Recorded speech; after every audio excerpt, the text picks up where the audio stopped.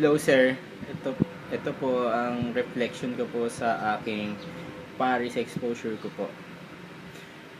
Sa unang visit ko po, ang ginawa ko po ay naglinis po ako ng simbahan.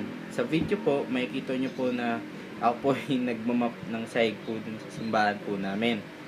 And then, sa second visit ko po, naglinis din po ako at makikita nyo naman po dun na nagwawalis po ako ng simbahan.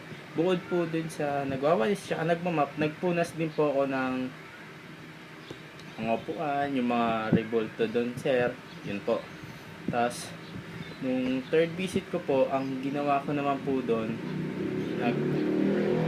kumuha po ako ng mga gamot doon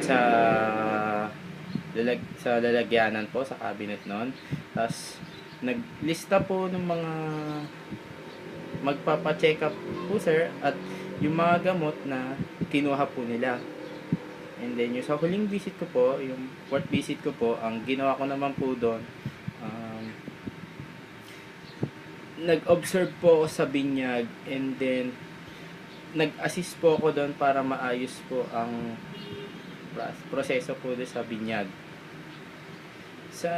Sa Paris exposure po na ito, natutunan ko po na ang pagtulong sa iba ay pagtulong na rin kay God. And then, kahit maliit na bagay or malaking bagay ang gawin mo para sa simbahan, ito ay na-appreciate ni God dahil lahat ng ginagawa mo ay para sa Kanya. At higit sa lahat,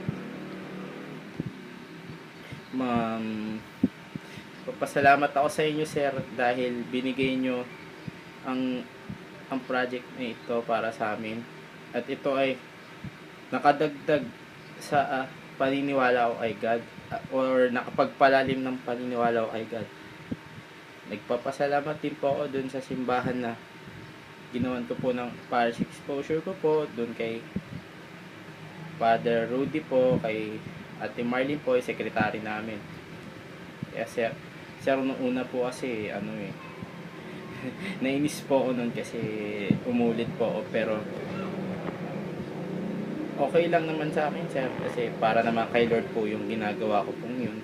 Kaya, salamat na rin po, sir, at binigay niyong pagkakataon na ako'y makapag-parish visit po. Salamat po, sir.